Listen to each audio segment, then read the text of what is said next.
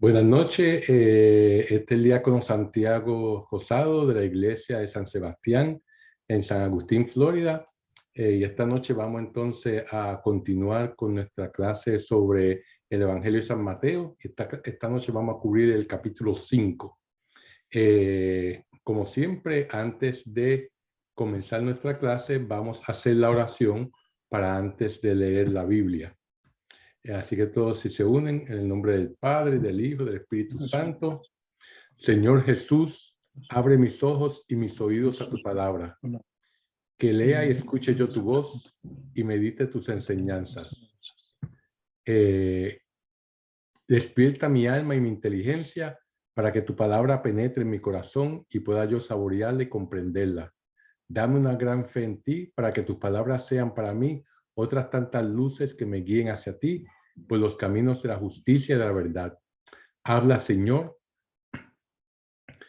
que yo te escucho y deseo poner en práctica tu doctrina, porque tus palabras son para mí vida, gozo, paz y felicidad. Habla, Señor, tú eres mi Señor y mi Maestro, y no escucharé a nadie sino a ti. Amén. Ok.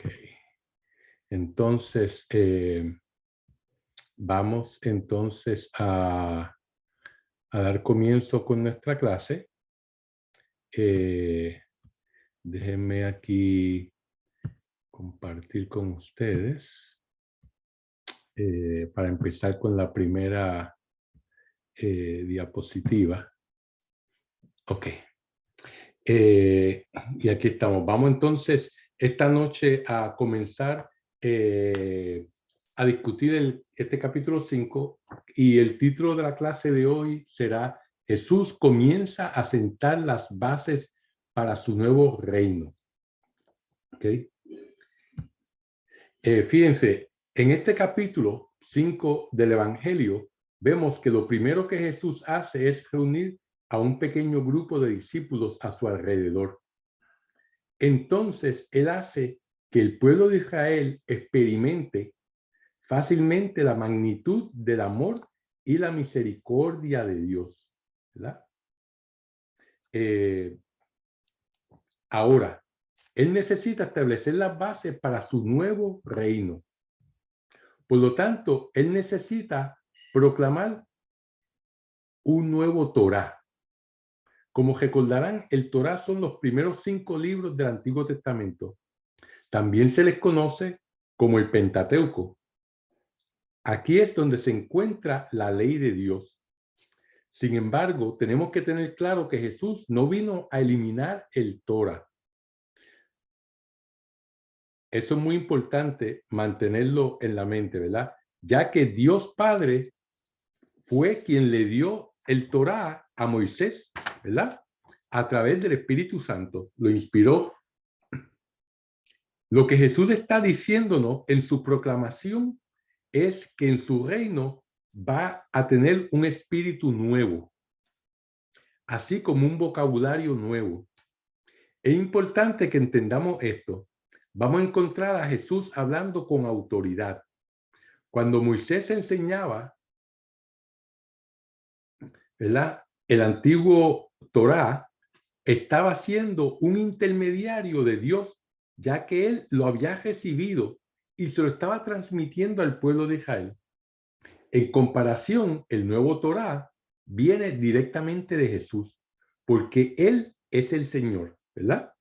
Y en este nuevo Torá tendremos la proclamación de la voluntad de Dios y por lo tanto será eterno y nunca cambiará.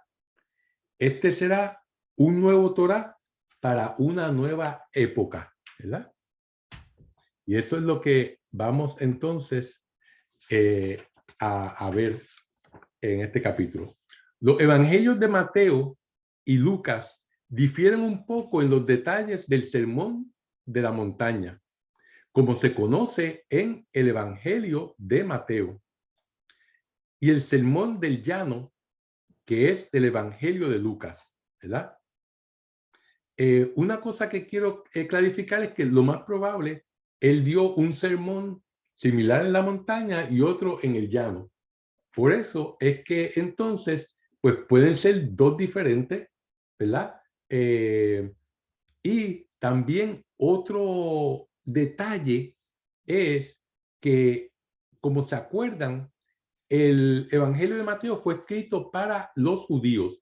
Por lo tanto, para los judíos la montaña era donde uno se acercaba a Dios, porque uno estaba más cerca de Dios. El hombre subía a la montaña y Dios bajaba del cielo y ahí se encontraban. Pero para los gentiles, que fue para quien Lucas escribió su evangelio, para ellos la montaña era un sitio de idolatría, ¿verdad? Donde iban a hacer su sacrificio a los dioses. Por lo tanto, lo más probable también Lucas, pensando en eso, lo puso el sermón del llano en vez de la montaña. Fíjense, ambos títulos son un poco engañosos, porque para empezar, no son un sermón, ¿verdad? Lo segundo es que Jesús no necesitaba una montaña para predicar su mensaje. Moisés sí la necesitó, como dije anteriormente. El hombre subía a la montaña para encontrarse a Dios y Dios bajaba, y ahí lo encontraba. Jesús podía proclamar su mensaje desde cualquier sitio. La única razón que tal vez pudiera haber sido mejor predicar sobre una colina o montaña es porque en aquel tiempo no tenían sistema de amplificación de voz. Si alguna vez han visitado el monte en donde la tradición dice que se dio el sermón de la montaña, podrán ver que sí hay personas sentadas en la ladera de la colina. Las personas que se encuentran en la base de esta pueden hablar y su voz se amplifica naturalmente por el contorno de la colina, ¿verdad? Este es el mismo principio que se utilizaba al construir ¿qué? Al construir los anfiteatros en Grecia y Roma, con el fin de que todas las personas presentes pudieran oír mejor. Por eso, si uno visita un anfiteatro, uno se puede parar aquí y hablar y las personas oyen la voz mucho más fácilmente. Por lo tanto, eso tal vez fue algo que Jesús utilizó para poder amplificar su voz y que se oyera más fácilmente. Lo importante, al fin y al cabo, es que Jesús dejó bien claro cuál era la voluntad de Dios Padre, para que nosotros la pudiéramos cumplir aquí en la tierra, en ese sermón de la montaña o del llano. Ahora, como había dicho anteriormente, Mateo es un arquitecto verbal. Él construye con sus palabras la enseñanza que nos quiere dar. Lo que él hace aquí, en este capítulo, es revelarnos la nueva ley de una manera gradual. Vamos a ver la estructura que él utiliza. Fíjense, en el capítulo 5, en estos versículos, él nos hablará del espíritu que va a animar el reino de Dios. Ese nuevo reino que está trayendo Jesucristo, ¿verdad? Luego, continúa y nos explicará el espíritu con que se obedecerán las leyes judías. Para los judíos, claro está. Es importante notar el énfasis que hace al espíritu de la ley y no a la letra en esta sección, ¿verdad? En el capítulo 6. Él explicará la relación que van a tener los discípulos con los gentiles en estos versículos. En otras palabras, la relación de la iglesia con el mundo, ¿verdad? Es lo que va a estar explicando aquí. Esta relación se puede explicar con una sola palabra: desapego. Él nos quiere libres del apego a las cosas mundanas, ¿verdad? Y nos va a dejar bien claro. Más adelante nos explica el espíritu con el que vamos a relacionarnos los unos con los otros dentro de la iglesia, en el capítulo 7, en estos versículos. Y luego nos dirá que nuestra voluntad necesita tomar una decisión bien clara de nuestra parte para entrar al reino de los cielos. O sea que Él no quiere personas que se unan a la iglesia sin conocer la importancia que ésta tiene. No quiere que estas personas sean parte de la iglesia por un mero accidente. Él quiere personas en la iglesia que después de haber reflexionado y meditado, hayan hecho una decisión por Dios y por su reino. Y eso lo vamos a tener bien claro en esta sección del capítulo 7. ¿Verdad? Ahora, empezando en el primer versículo del capítulo 5, nos dice, viendo la muchedumbre, subió al monte, se sentó y sus discípulos se le acercaron. La razón por la que la muchedumbre se unió fue obviamente por esta explosión de gracia que ellos experimentaron.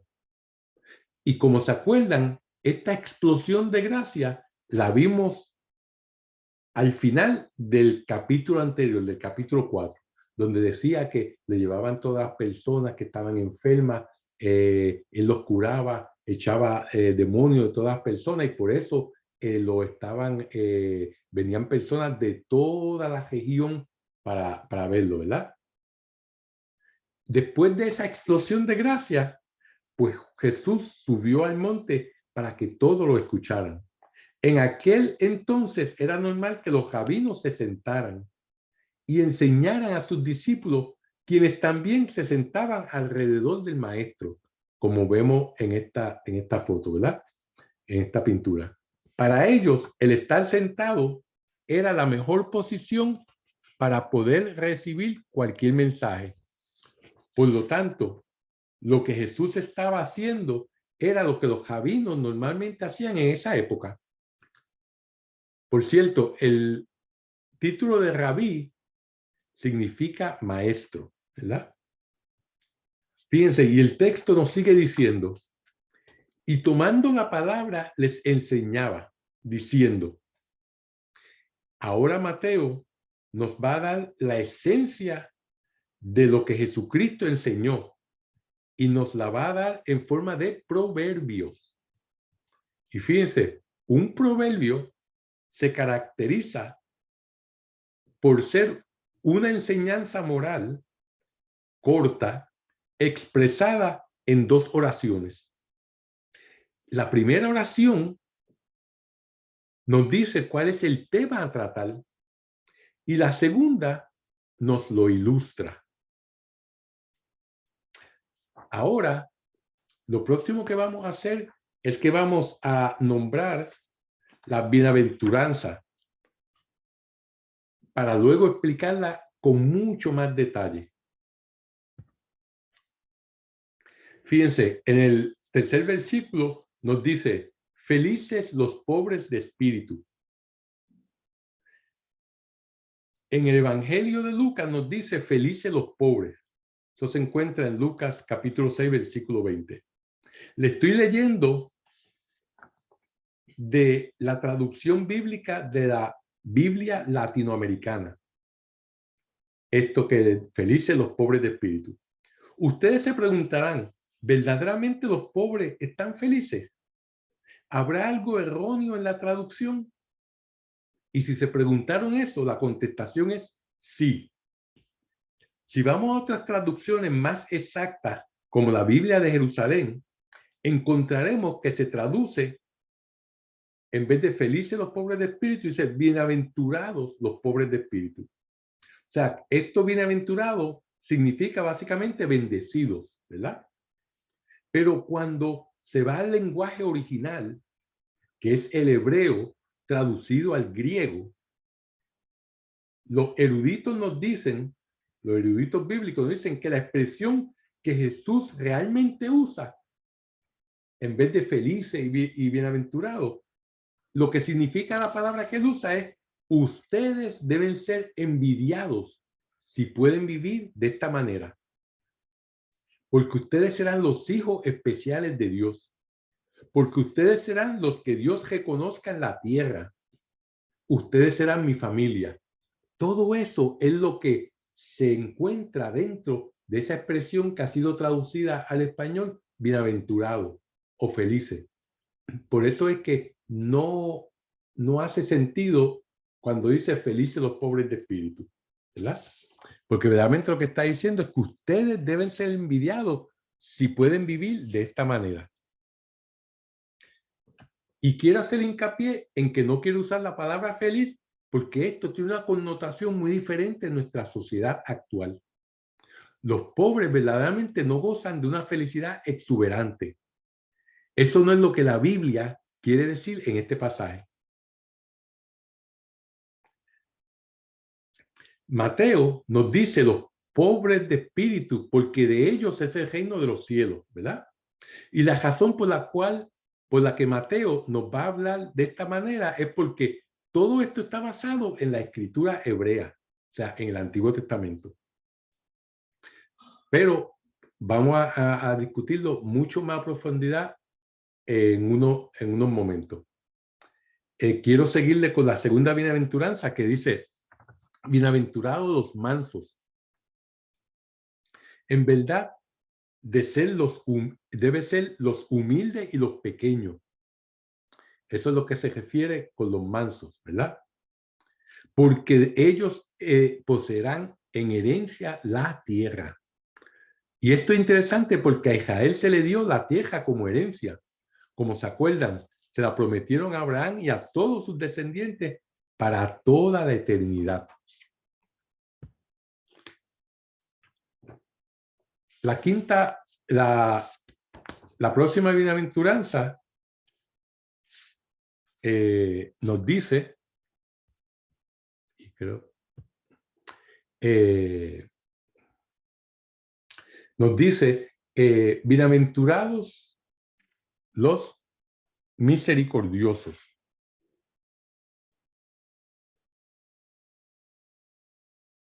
porque ellos alcanzarán misericordia. Y aquí estamos hablando de la misericordia de Dios, ¿verdad? La sexta bienaventuranza nos dice, bienaventurados los limpios de corazón, porque ellos verán a Dios. Y nos debemos preguntar, ¿y qué pasa con los demás bienaventurados? ¿No verán a Dios? ¿Mm?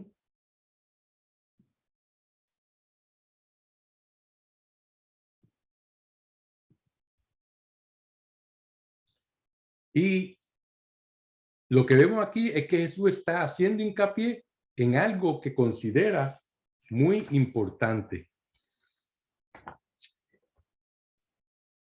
¿Cómo es tener el corazón limpio?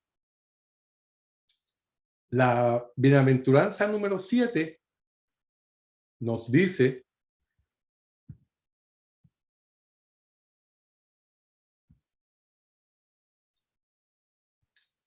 bienaventurados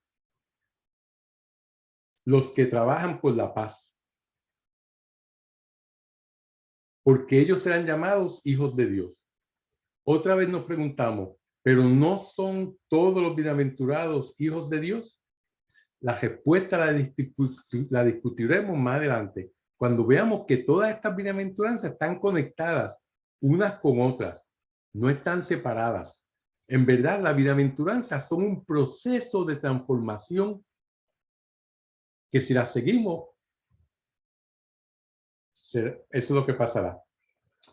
En la octava bienaventuranza se nos dice, bienaventurados los perseguidos por causa de la justicia, ¿verdad? Es obvio que ninguno de nosotros nos sentiríamos felices si nos persiguieran, pero aquí Jesús se refiere a algo diferente. Si nos persiguen por ser justos y santos, entonces heredaremos el reino de los cielos. Mateo añade una novena bienaventuranza. En esta Mateo cambia de la tercera persona a la segunda persona, ¿verdad? En otras palabras, en esta novena bienaventuranza es como si estuviera refiriéndose a alguien de la audiencia. Bienaventurados ustedes cuando por causa mía los insulten, los persigan y les levanten toda clase de calumnias, ¿verdad? Que yo sepa, la única persona en la historia de la iglesia que saltaba de alegría cuando lo perseguían y calumniaban en múltiples ocasiones fue San Francisco de Asís. Él decía que cuando esto le pasaba, era una alegría perfecta, ya que sentía que había experimentado esta bienaventuranza.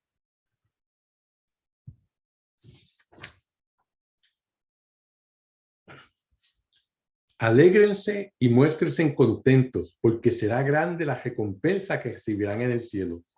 Pues bien, saben que así persiguieron a los profetas que vinieron antes de ustedes, ¿verdad? Aquí tenemos una conexión muy importante. Nosotros debemos ser los seguidores de los profetas del Antiguo Testamento. Cuando estudiamos el Antiguo Testamento, vemos que Dios empezó a llamar a profetas, empezando por Moisés. Después de él, hubo una sucesión de muchos que guiaron, enseñaron y ayudaron al pueblo de Dios a salir de sus errores y volver al regazo del Señor. Jesús nos está diciendo que Él quiere que sus seguidores, o sea, cada uno de nosotros, sean parte de esta estirpe real de profetas, para que sigan guiando a toda la tierra hacia Dios hasta el final de los tiempos.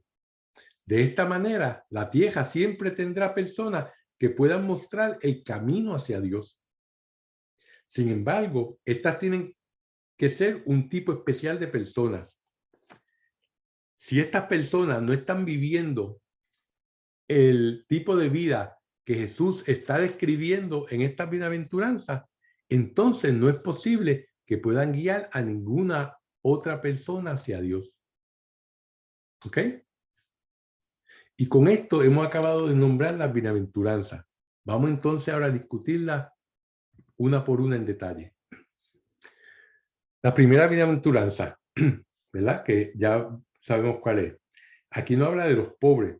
Los pobres son uno de los grupos más famosos de la escritura hebrea, los Anahuim, ¿verdad?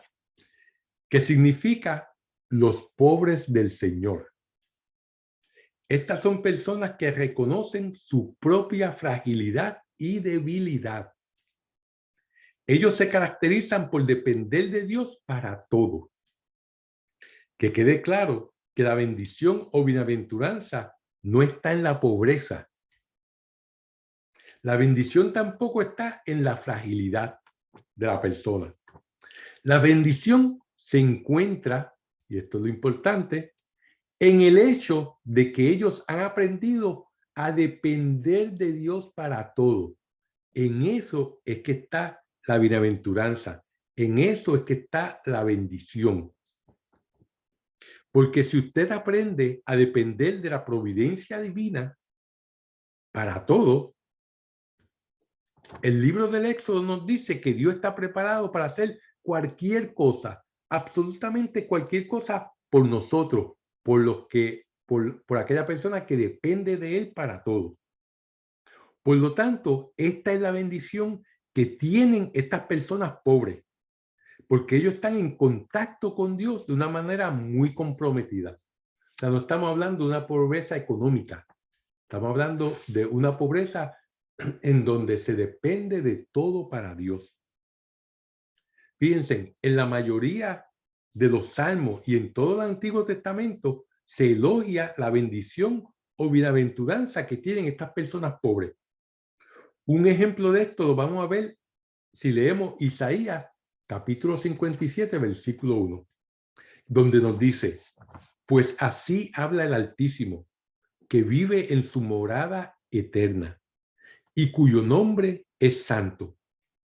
Yo vivo en lo alto y me quedo en mi santidad, pero también estoy con el hombre arrepentido y humillado, para reanimar el espíritu de los humildes y los de corazón quebrantado. ¿Ah? ¿Qué pasaje más bonito? Este pasaje aclara esta primera bienaventuranza, pero también se puede aplicar a la tercera, donde se refiere a los que lloran, ¿verdad? Fíjense, y el Salmo 34 nos dice, este pobre gritó y el Señor lo escuchó y lo salvó de todas sus angustias. Como vemos, la bendición o bienaventuranza, repito, no está en la pobreza. La bendición está en la sabiduría que te dirige a dejar que Dios sea el que te provea absolutamente de todo. Porque si Dios es el que te provee todo, entonces, aunque seas materialmente pobre, serás espiritualmente rico. Y eso es lo que es verdaderamente importante.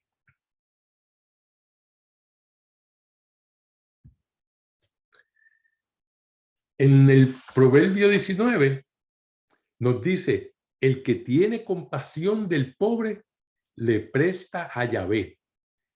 Este sabrá pagar su deuda. O sea, que el que le hace un bien al pobre es como si estuviera prestándole a Dios eso que le está dando, sea cualquier limosna, sea cualquier ayuda, no solamente monetaria, pero de tiempo, ¿verdad? Y entonces como que le está prestando a Yahvé, le está haciendo el trabajo de Yahvé y este le sabrá pagar la deuda. Eso es lo que significa este Proverbio 19. Más aún, el Proverbio 21 nos dice, el que pone oídos sordos al grito del afligido, cuando llame, no se le responderán. O sea que si uno no ayuda al que está necesitado, entonces cuando uno esté necesitado y uno clame a Dios, no habrá respuesta, ¿verdad? Y eso lo vemos también así en el Nuevo Testamento. En el Proverbio 22 nos dice, no le quites las cosas al pobre porque es pobre, ni condenes a un desdichado, porque Yahvé se pondrá de su lado y se hará el opresor de sus opresores. ¿Verdad? Ustedes oirán este mensaje que resonará en Mateo 18:10, cuando nos dice, cuídense, no desprecien a ninguno de estos pequeños, pues yo se lo digo, sus ángeles en el cielo contemplan sin cesar la cara de mi Padre del cielo, desde el cielo. Cuando Jesús se refiere a estos pequeños, no solamente son niños, sino también personas vulnerables, no solamente física, mental o espiritualmente, sino también personas que son vulnerables política o socialmente. Dios protege especialmente a todas estas personas. Es por eso que la primera bienaventuranza se refiere a este grupo de personas que aprenden a cómo confiar en Dios y lo hacen de una manera más rápida que cualquier otra persona. ¿Mm? Y todavía podríamos seguir hablando más de esa bienaventuranza, de la primera, ¿verdad? Pero vamos a continuar con la segunda bienaventuranza. La segunda bienaventuranza es para los mansos y humildes de la tierra, ¿verdad? Como vimos en la bienaventuranza anterior, esta bienaventuranza resume las enseñanzas del Antiguo Testamento, ya que Dios siempre resiste al orgulloso y está de parte del humilde. ¿Se acuerdan del Magnífica, verdad? Donde nos dice, eso lo encontramos en el primer capítulo de Lucas, ¿verdad? Donde la Virgen dice este pasaje tan bonito. La parte que quiero compartir con ustedes dice, dispersó, hablando de Dios, dispersó a los que son soberbios en su propio corazón, derribó a los potentados de sus tronos y exaltó a los humildes, a los hambrientos, colmó de bienes y despidió a los ricos sin nada.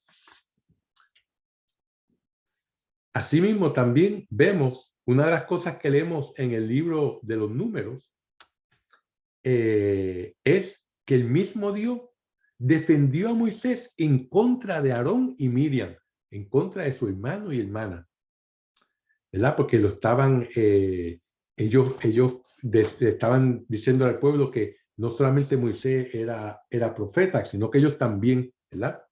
Y entonces Moisés es considerado, y lo vamos, cuando le lea este pasaje, como el hombre más humilde sobre la tierra. Pero el pasaje dice así, dice, Moisés era un hombre muy humilde. No había nadie más humilde que él en la faz de la tierra. Y Dios, refiriéndose a Moisés, dice, con mi servidor Moisés le he confiado toda mi casa y le hablo cara a cara. Es una visión clara, no son enigmas. Él contempla la imagen de Yahvé. ¿Mm? Fíjense, como vemos, Dios siempre está del lado de los mansos y humildes. Ahora, el modelo de mansedumbre y humildad para la nueva alianza no es necesariamente Moisés. Es Jesús quien se describe a sí mismo en este pasaje de Mateo capítulo 11. Lo dice, yo soy manso y humilde de corazón y hallarán descanso para vuestras almas. ¿Verdad? Y luego, en el capítulo 21 del mismo Evangelio de Mateo, Mateo presenta a Jesús como el rey humilde, donde dice, mira, que tu rey viene a ti con toda sencillez, montado en una burra, un animal de carga. O sea que el rey está dispuesto a dar su vida por sus súbditos, ¿verdad? Y más tarde, en el capítulo 28, nos dice, Jesús es el servidor manso y humilde de Dios, quien descubre que ha heredado todos los reinos de la tierra. Él tiene autoridad sobre los cielos y la tierra. Y el pasaje dice, me han sido dada toda autoridad en el cielo y en la tierra. Jesús le está diciendo a sus apóstoles, a sus discípulos. Todos estos pasajes básicamente están resumiendo el Nuevo Testamento. En este pasaje, cuando Jesús se refiere a la tierra, no se refiere a la tierra física y material, sino al reino de Dios, ¿verdad? Que dice que los mansos y humildes heredarán la tierra. Pues esa bienaventuranza está resumiendo, como ustedes ven, todo estos pasajes, todo este concepto del Antiguo Testamento y el Nuevo Testamento en eso que dice, para los mansos y humildes, ¿verdad? Son los que heredarán la tierra. En la tercera bienaventuranza dice, bienaventurados los que lloran, ¿verdad? Fíjense, si una persona no ha estudiado la Biblia y no ha tenido ninguna explicación sobre estas bienaventuranzas, no va a comprender el significado de estas. Lo primero que tenemos que comprender es que al principio de su ministerio, Jesús estaba llamando a los pobres, a los ciegos, a los tullidos y a los marginados. También estaba llamando a los recaudadores de impuestos, a los pecadores. En otras palabras, había estado llamando a todas las personas a quienes los escribas y fariseos habían ignorado por considerarlas personas indignas que no tenían ningún futuro en esta vida. ¿Verdad? Estas personas marginadas por la sociedad fueron a las que Jesús empezó a llamar y a enseñar cómo cambiar sus vidas.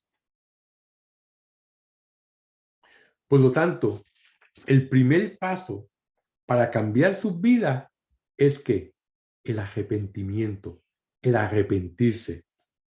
Y déjenme decirle que el arrepentimiento es una gracia de Dios.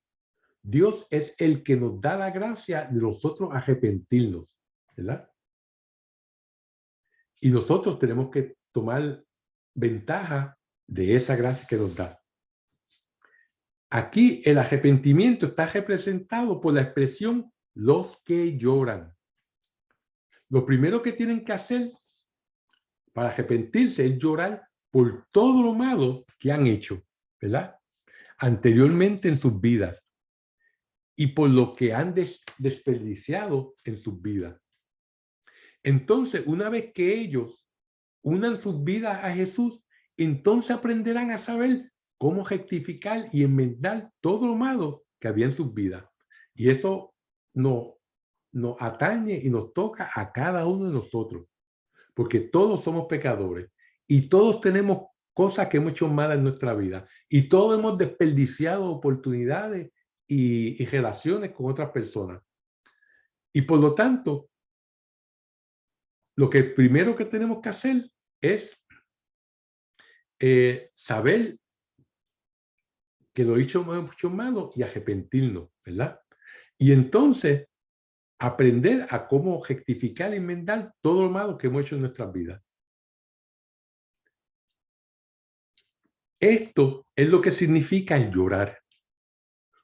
Como dice un refrán, el mejor pedestal para un santo es sus pecados bien llorados.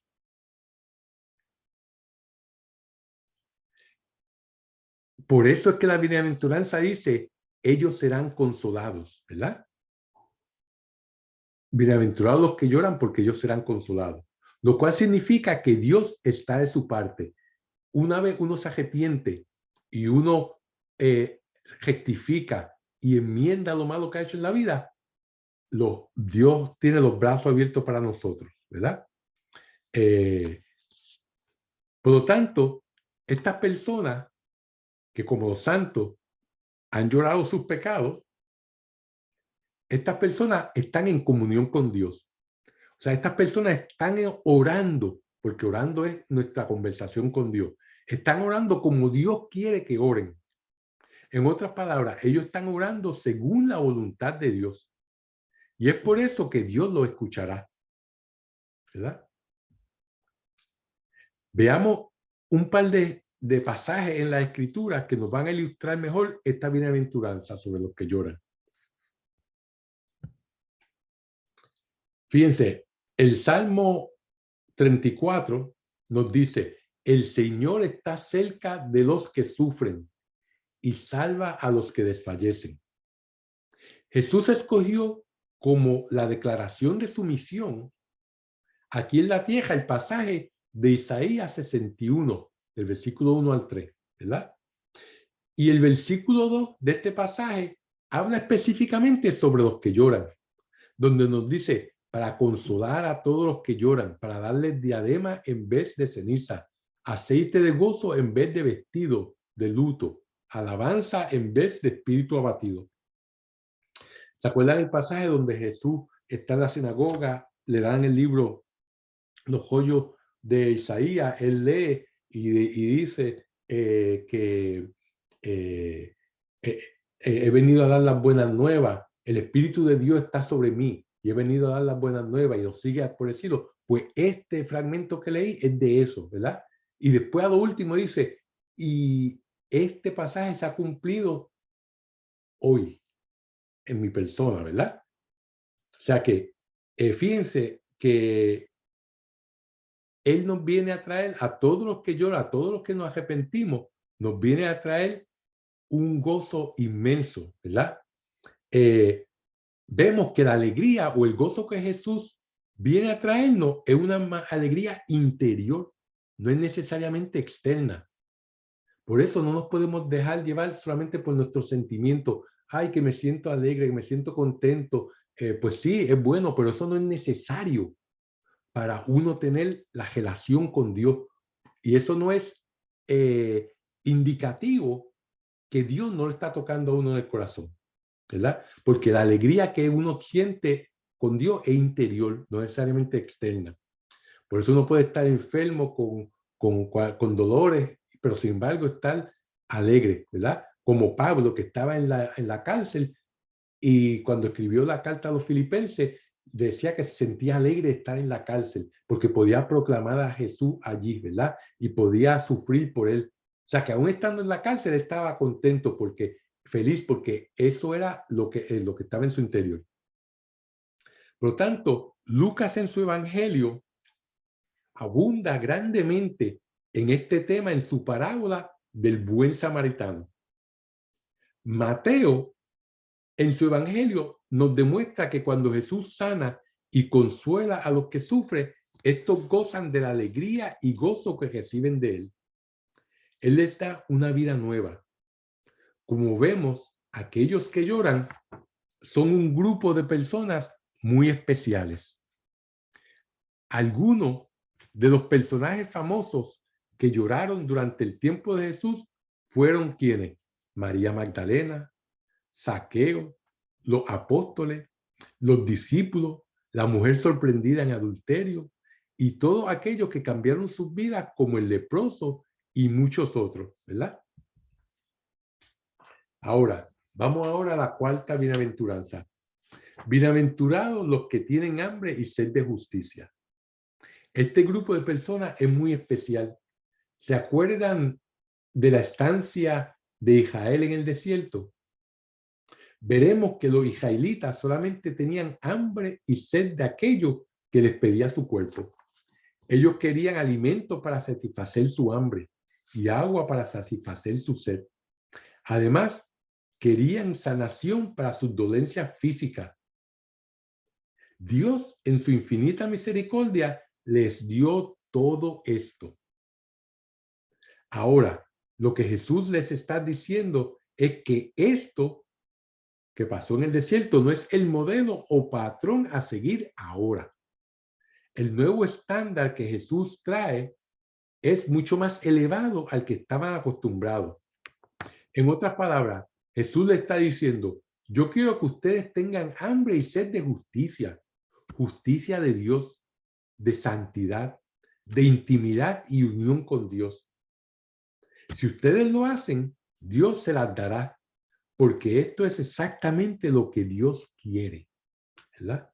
O sea que no solamente llenar la barriga, sino es llenar el espíritu, ¿verdad? Con la justicia de Dios, llenar el espíritu de santidad, de intimidad con Dios, ¿verdad?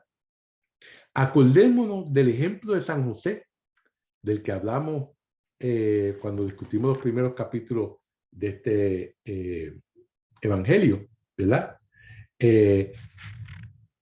Donde se le llama a José un hombre justo.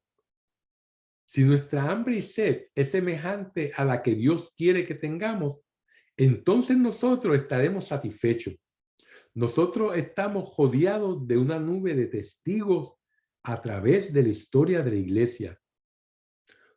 Hombres, mujeres y niños que han buscado y han encontrado la justicia divina. Ellos han dejado huellas en las arenas del tiempo que nos muestran y enseñan lo que verdaderamente significa ser un hijo de Dios, ¿verdad? La próxima bienaventuranza es sobre los misericordiosos. Esta bienaventuranza es muy especial para Jesús, ya que Él es la misericordia de Dios encarnada. Toda la escritura hebrea, especialmente los salmos, habla mucho sobre la misericordia. La misericordia es una cualidad muy especial. La misericordia es amor que se le da a alguien que no lo merece. Les repito, el amor, la misericordia es el amor que se le da a alguien que no se lo merece.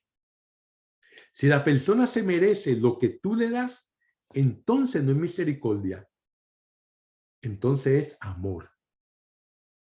Por eso, la misericordia es un tipo de amor muy especial, ya que uno se lo da a otro sabiendo que la persona no se lo merece. Esto es exactamente lo que Jesucristo nos está pidiendo. Si nosotros practicáramos y compartiéramos esta cualidad divina con otras personas, entonces, ¿qué pasaría? Podríamos traer la presencia, poder y gracia de Dios a las vidas de las otras personas de una manera que no se pudieran imaginar, y por ende también a nuestras vidas. Fíjense, al final del Evangelio de Mateo, en donde Jesús está desafiando a la autoridad de los líderes religiosos de Israel, Jesús les dice en este pasaje del capítulo 23, Ay de vosotros, escribas y fariseos hipócritas, que pagáis el diezmo de la menta, del aneto y del comino, y descuidáis lo más importante de la ley, la justicia, la misericordia y la fe. Esto es lo que había de practicar, aunque sin descuidar aquello. ¿Eh? Eso es lo que nos dice Jesús. O sea que Jesús le está diciendo claramente que lo más importante de la ley es la justicia, la misericordia de la que estamos hablando y la fe. Ellos le prestaban atención, los fariseos y los escribas, le prestaban atención a lo menos importante, ¿verdad? Desgraciadamente. Mateo también nos dice, en el capítulo 9, nos dice, vayan y aprendan lo que significa la palabra de Dios. Me gusta la misericordia más que las ofrendas, pues no he venido a llamar a los justos, sino a los pecadores, ¿verdad? Esta misma enseñanza la veremos también en el capítulo 6, donde Jesús nos enseña que lo que se debe hacer antes de ofrecer nuestro sacrificio en el altar.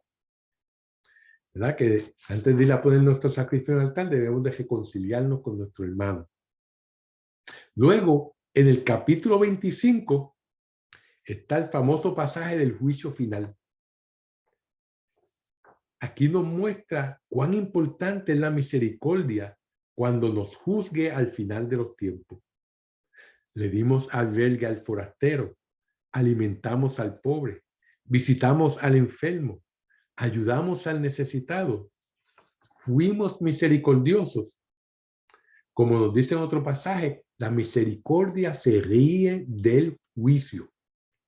Si uno es misericordioso, no tiene que preocuparse cuando uno le toque llegar a su juicio personal y final, ¿verdad?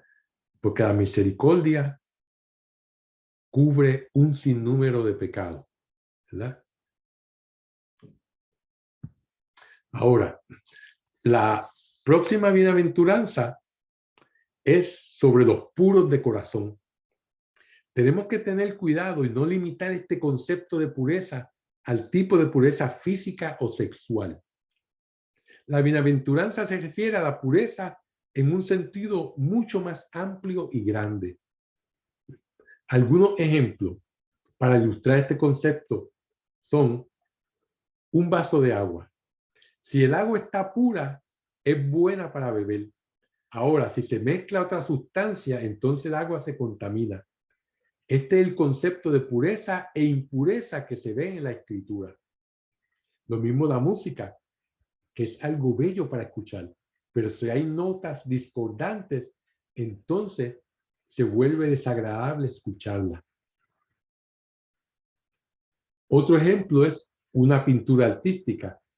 Debe ser bella y agradable a la vista, pero si hay algo de mal gusto o desagradable, entonces la pintura no cumple su cometido, que es transmitir belleza y orden, ¿verdad?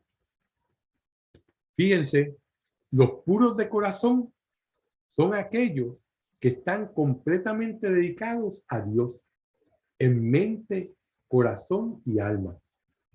Son aquellos que viven y practican lo que se enseña en el libro del Deuteronomio, en el capítulo 6, donde dice, escucha Israel, Yahvé nuestro Dios es el único Yahvé.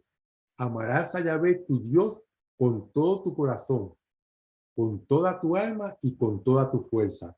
Esa es la famosa oración del Shema, ¿verdad? De que los judíos recitan todos los días. Esto es un compromiso total, donde no hay cabida para el egoísmo, lo mundano, el pecado.